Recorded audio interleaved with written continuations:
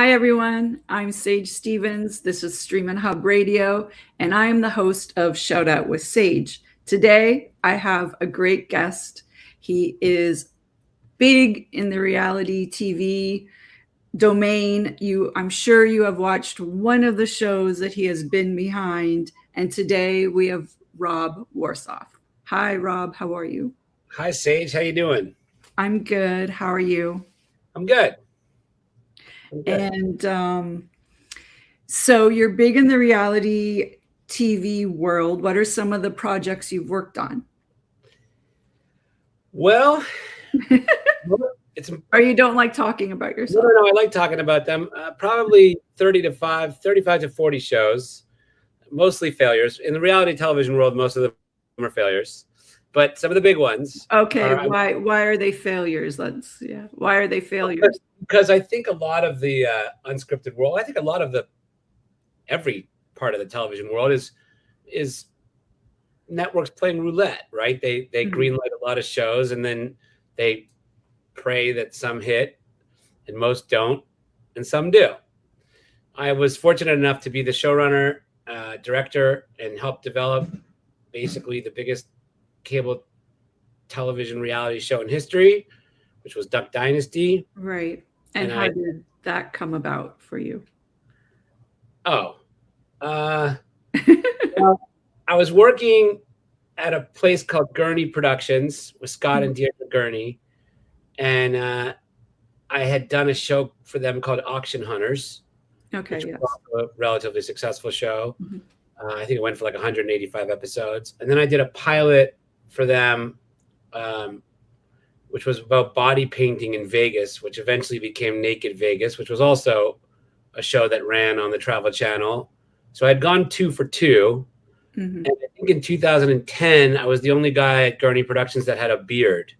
So they were trying to develop Duck, and Scott pulled me into his office and showed me a sizzle reel he had cut together, and I loved it. So then I went to go pick up Willie Robertson and his wife Corey at LAX because we were going to have a dinner and discuss it at BOA in Santa Monica. Okay. And when I walked off the plane and picked up Willie and Corey, the first thing he said to me, he looked at me and he said, "You call that a beard?" And it wasn't quite big enough. Yeah, it was just like this, but he had a big, Louisiana beard. We went for dinner, we hit it off, and then we made the show.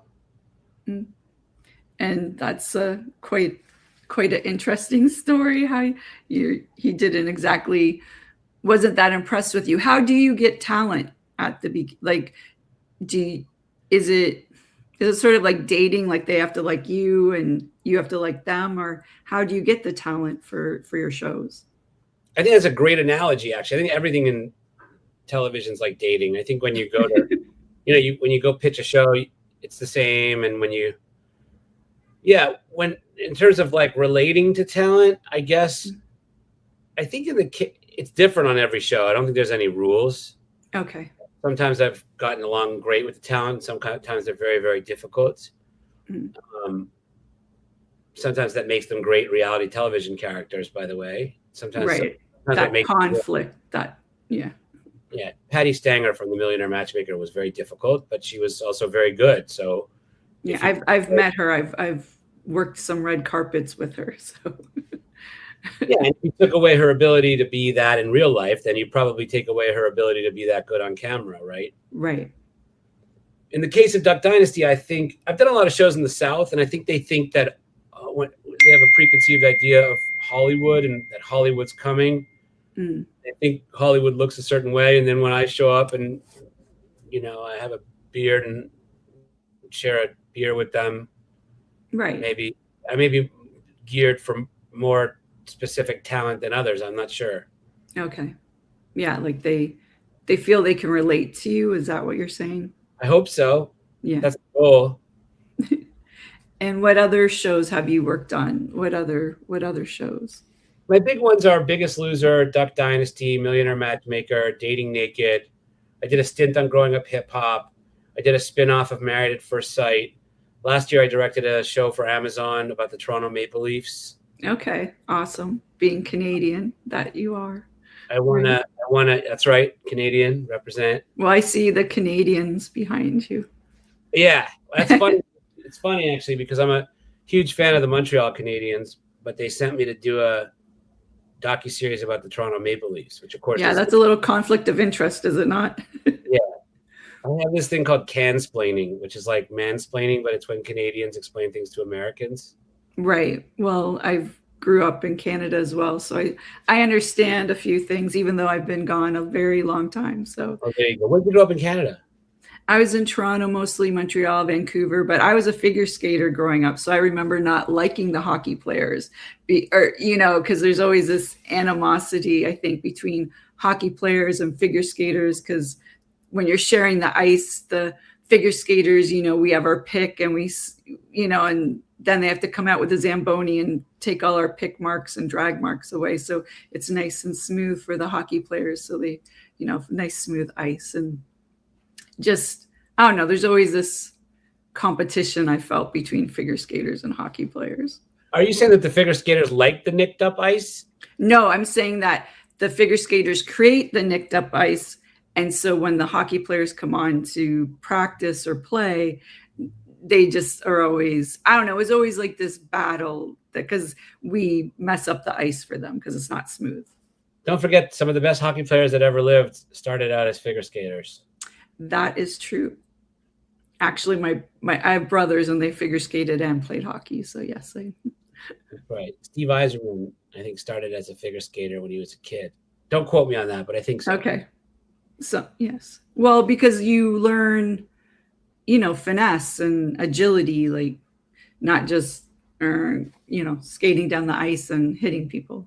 Sage, were you born in Canada? Yeah. Mm-hmm. Where? Toronto. Oh, no way. Yes. I didn't know that. Yes. I think we talked about that a long time ago, but it was probably at some event or some party or something where we had a few drinks and maybe didn't remember. Certainly possible. Certainly possible. So what are you working on currently?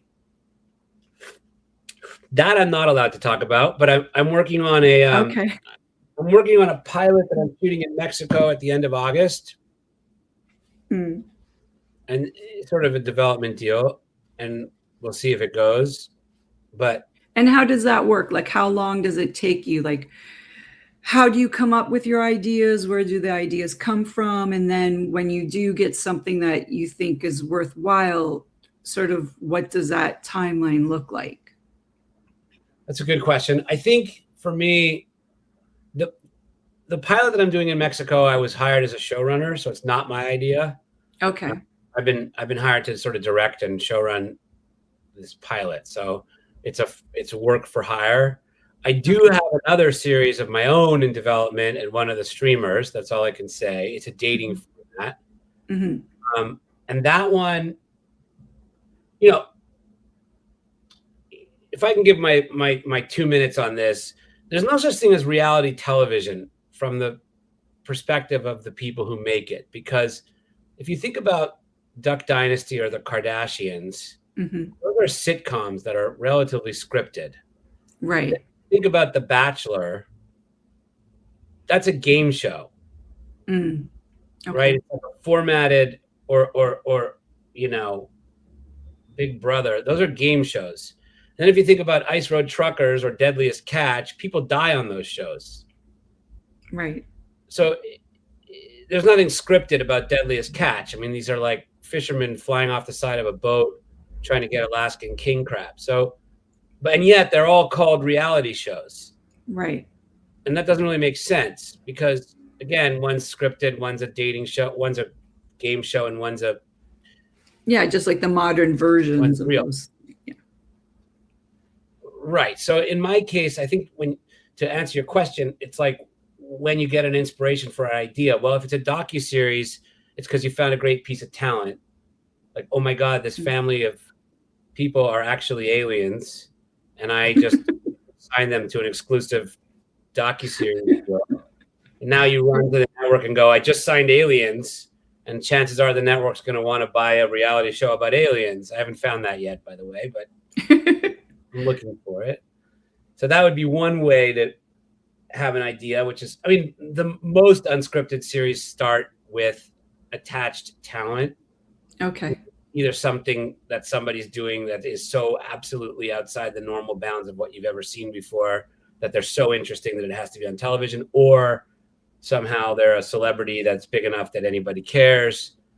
In the case of formats, you don't have to have that, right?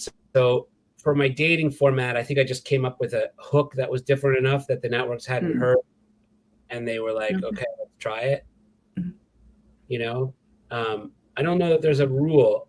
Most of my ideas come from being in the shower. I actually read that there was some writer I was reading about, and most of their ideas would come when they were like, in the shower or driving or something. Yeah. Because I think that's the only time where you're finding, like, you're just turned off of all your stuff, and I think your subconscious, it's, you do all the work, like you're doing the work, you're doing the research and talking to people. But then when you're driving, I think what happens is that, like, your subconscious, because you're doing a ritual thing, and I think your subconscious sort of likes that, and it'll give you ideas. I don't know, because I drive, and I've gotten some great ideas that way as well. So I agree. I think you almost have to.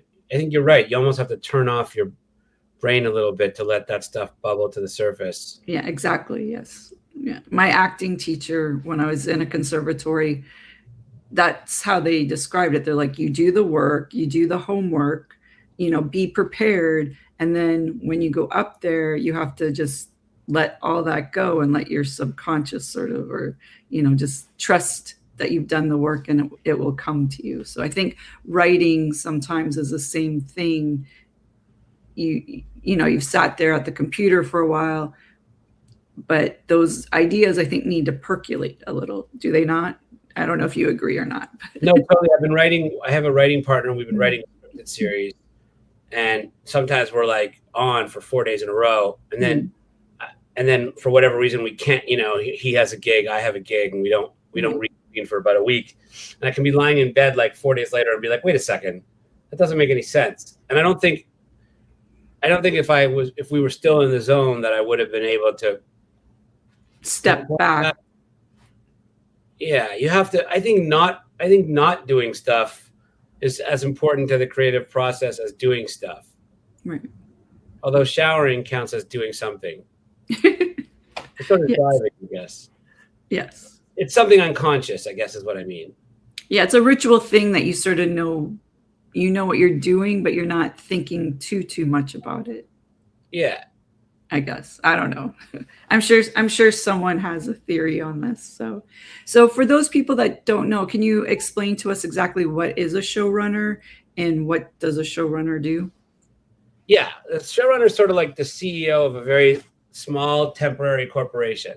So what's funny about, just to backpedal for a second, you asked me, like, what's the process? From the time that you like come up with an idea in the shower to the time that it's on the air, it's probably like 18 months. But most of it does not make the air ever. But if you're lucky and it makes it all the way through, what's weird about it is, the first month you might be casting, doing Skype interviews with people, just like this kind of. Yeah. Then the next month you might be pitching or planning or trying to get the money together or dealing, the next month you might be dealing with a legal issue, like getting people signed to a deal memo or a contract.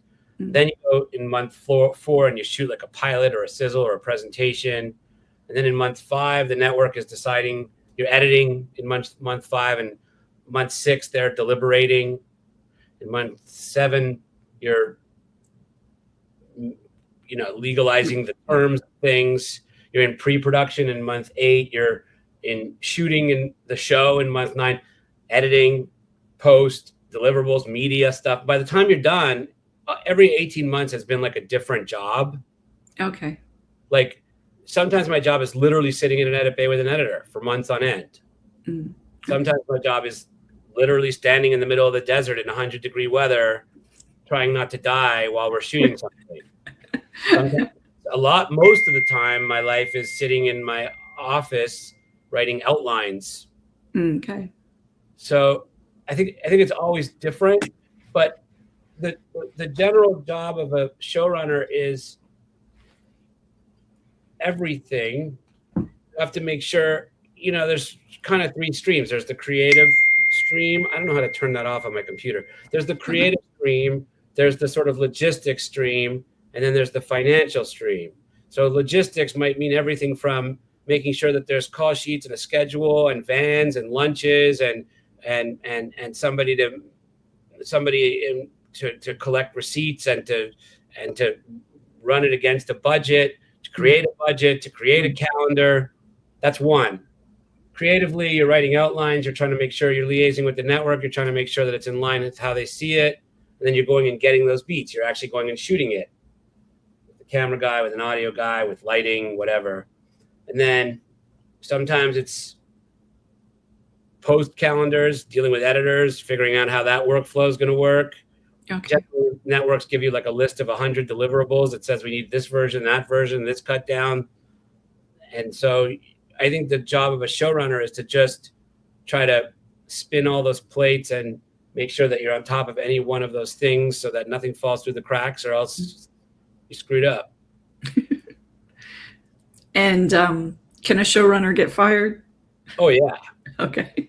Showrunner has a massive target on his back or her back. Right. The issue is that, like, a lot of times in TV, in movies, generally, when somebody's an executive producer, it just means that they had something to do with the deal. They put up the money, or they, in TV, there's a bunch of executive producers, but one of them is the showrunner. And that showrunner does have a target. It's like being the head chef at a kitchen. You have to make sure that every salad and every fork and every soup and every steak is being dealt with. And when things if you do it right, nobody notices. Right, exactly. And if you do it wrong, anything goes wrong and people come ask questions. If those happen enough, they replace the showrunner. Right. How did you end up into all this? How did you end up in TV and in reality, I guess? How did you end up all in this industry? I went to Syracuse University to be a sports broadcaster. Okay. I graduated in 99, and I got a job as the weekend sports anchor at the NBC affiliate in the Redwood Forest. And I was driving out from New York to LA. I got to Utah, and there was a message on the machine back home. I didn't have a cell phone, by the way. And it was the Howard Stern people. Oh, wow. And they offered me a job as a production assistant at E! Okay. And I was standing in Utah, and I was like, well, literally, there was like a point at which it split off from like the 15 to the 10 or something. Not the 15 to the 10, but don't quote me on that. But whichever. One was continuing on the 10 or the 15, and one of them was went up north. And I said, well, LA is closer, and also the job at E! Was literally $50 more a week in Humboldt County. And I said, screw it, I'll just go be a PA at E! That sounds like more fun anyway. Okay. I came to LA and I was a PA at E! And it was right in August of 99. Matter of fact, it was 23 years ago yesterday. And that was pretty much the beginning of reality television as we know it. It was right when Survivor was about to come on the air. And I guess I was off to the races after that. I went to go work at MTV for a while, VH1. And I think that was just the era that I was in. When you say why reality, I never really intended to be in reality, but that was what was going on when I got here. Okay. And so how was the Howard Stern show? What was that experience like? Well, it's funny. I got hired at E! For that, but I ended up on Mysteries and Scandals. There was a mix-up, but I'm actually very happy because I was actually dragged into an office about a week into my experience at E! And said, you were supposed to be at Howard, and now you're on Mysteries and Scandals. Which one do you want to be at? And I chose Mysteries and Scandals in the end because I felt there was more upward trajectory. Like the Howard Stern people tended to be lifers. Okay. Like once you worked on one position at Howard Stern, you ended up never being there. So I got hired by the Howard Stern people to be a PA at E, but I ended up getting stationed. Do you remember the show Mysteries and Scandals with AJ Benza? No, I do not. Sorry. That's okay. That's okay. It was the only reason people remember it is because the host was standing often in the graveyard, and there was like smoke, and it was about old Hollywood, some old Hollywood, star that had disappeared, or there was some mystery around an old Hollywood star. But I did that for a year, and then I went off to a VH1 show. Okay. And how did, going back to when you had those two choices, how did the Howard Stern show how were they aware of you? Like, how did that end up happening? Well, that's a good question. I skipped over that part. When I was at Syracuse, we had to do what's called a capstone project. It's like a final thesis project. And I did mine on Hank the Angry Drunken Dwarf, who was a character from the Howard Stern show. My buddy Tom from New Jersey loved Howard Stern, and so he was calling Howard Stern every day to ask for permission. Okay. And eventually Doug Goodstein, who's one of the producers of the show, he called us back. We spoke to him. Okay. I was in like my college dorm room sort of thing. We spoke to him, and then we hung up the phone, and 2 seconds later the phone rang back, and it was him again, because he was trying to verify if we were not pranking him. Right. It wasn't a joke. I thought we were joking. And then we're like, no, we really are serious. So then we went and did that. We ended up getting to go to the Stern show, and we followed Hank around for a while. Hank died in 2001. But when I first got out to LA, I was his chaperone. They used to pay me in Banana Republic gift certificates. And I guess you're always, well dressed at least. Right. Yeah. And, that was it. And so they eventually said, do you want to be a PA in post? Because the show was out of New York, obviously, but the post-production was done out here in LA. So, Doug Goodstein and Scott Einziger hooked me up with a PA gig here. And then when I showed up at E, they like marched me to my desk, and it was on Mysteries and Scandals. And I was confused. I was like, I thought I was coming to work for Stern. And then about a week later, I got a call from one of the guys who runs E. His name is Gary Sokol. Okay. At the time. And he said, listen, there's been a mix-up. We put you in the wrong place. Do you want to go back over to Stern? I had been at Mysteries and Scandals for a week. And I said, no, I'm going to stay, actually. You liked working there? You liked it? I felt I could move up faster. Okay. So it was just more like a strategic career trajectory for you then. Yeah. I don't know what would have happened. I don't know, obviously, what happened to alternate Rob, but to alternate Rob. Actually, hey, that's an idea. We should find that out and see what happens. It could be good, it could be bad. Who knows? Right. And what did your family think about you, coming to LA, and were they supportive of all this, or did they think you were like, what are you doing? What are you talking about? No, my family was very supportive of it. I come from a family of TV and movie fans. Okay. And I think that they were supportive of the idea. I think it was tough because it's 3,000 miles away and in a different country. I don't look like somebody who wasn't born in America. Right, I understand. Sound like somebody who wasn't born in America. But at the end of the day, being a Canadian in America is still a foreigner. Yeah, I understand. I went through the struggle myself. So when I tell people I'm an immigrant, they laugh at me. And I'm like, I might not look, it's the same. Like, if you don't have a social, you don't have a social. Like, hate to break it to you. Exactly. Like, there's a bit of a struggle there, but we won't get into it. Culturally closer, I think, to being American, because we're used to the same programming and the same clothes and the same products and the same time language zone. Predominantly, unless you're French. Do you speak French? I do. I speak French relatively fluently, but only because I grew up, like, I'm as French as you are. But I grew up in Quebec, so right. So meaning we're not French, for those people who don't understand the Canadian lingo there. Right.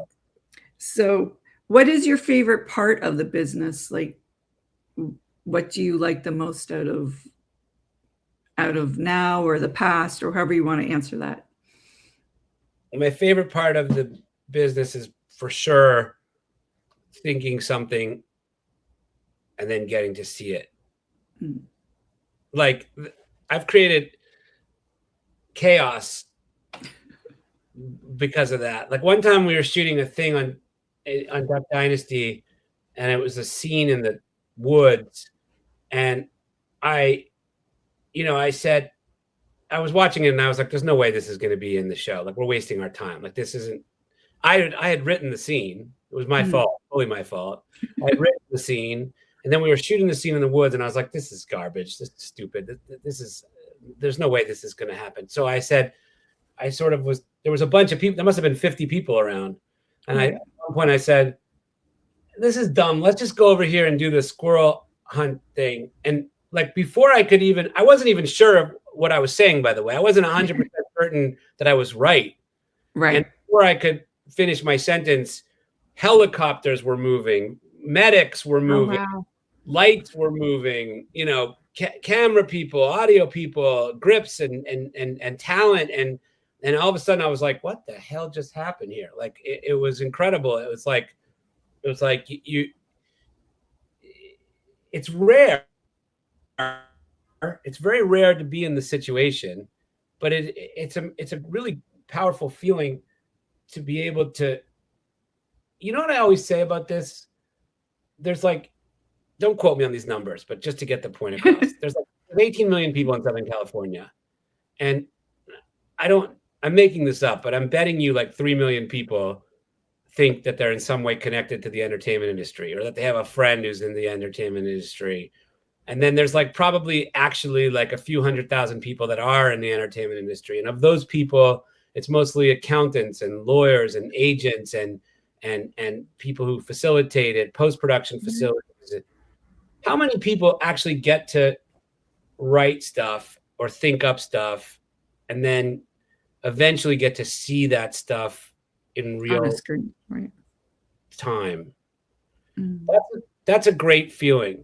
And it's such a great feeling that it's worth trudging through all the shit.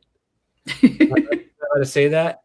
Yeah, maybe not, but too late now. All the BS, right, to get there. Cool. And what's like the biggest hurdle for you, or what has it been so far? What do you feel about that? Like a big hurdle you've overcome? Besides not knowing, I think if you grow up here, you have a big advantage. But I think, obviously the industry is changing a lot, and it's dangerous territory, because I think the biggest problem with 2022 is absolutely everybody is cultivating their victim story. Can you? Yeah. Every single person I know in some way is saying, well, it's harder for women. It's harder for LGBTQ. That's what you meant. Okay. Got you. People of color. It's harder for white guys. It's harder for people getting older. It's harder. Every single person counts themselves, whether they're male, female, black, white, straight, gay. Everybody is in some way right now feeling like, oh, the deck is stacked against me somehow. And so it's easy for me to say, what's the things that I've overcome? I think our industry is changing a lot, probably for the better. I think it's a good thing that it's happening, but I think in the ever-changing climate, I'm getting older, and there's less. I'm sure the majority of people who work in our industry are still straight white dudes. I'm happy to admit that, but that's becoming more and more frowned upon. So I feel that a little bit. And I guess the answer to your question would be surviving and continuing to be able to sell stuff and create stuff and keep going. I think the answer is to keep going. Just to keep going. Awesome. Yeah. And would you like to give a shout out to anyone today, since this is Shout Out with Sage? Has there been anyone instrumental or pivotal to you so in your career so far? Well, I think a million people. Right. I think all those little people along the way that helped and continue to help me. I mean, I got a series of small breaks. Like there's never any one big thing, but like Doug Right. from each of the step leading to the next, right? Yeah. My buddy Bill hired me early on when he had no business doing that. And he was instrumental in getting me on to Breaking Bonaducci, which ultimately got me to Biggest Loser and ultimately got me an agent. And you know, I think I don't think there's any one big person I can point to, but there's certainly hundreds of people along the way, right? Yeah. I don't know if I've made any sense here today. Have I? Yes. You gave us a lot of really, really interesting stuff and stuff I didn't know about the reality world, even though I've worked on a few little things behind the scenes production wise. So I sort of know, but obviously not as much as you, or as much as, as much as you. And I'm sure a lot of other people know even less than me. So yeah, thank you. Thank you for sharing your story and for being here. How do people find you? Do you have Instagram, or do you care about that stuff? Or Yes, I have Instagram and I have Twitter, both my name, Rob Worsoff, at either one of them. That's actually my Facebook as well. But yeah. Okay, cool. Well, thanks so much for joining us today on Stream and Hub Radio on Shout Out with Sage. So thanks, Rob. This is so much fun. Thank you very much. Oh, thanks. I'm glad you had a good time. Thanks. Have a good one. Okay. Bye. Thanks. Bye.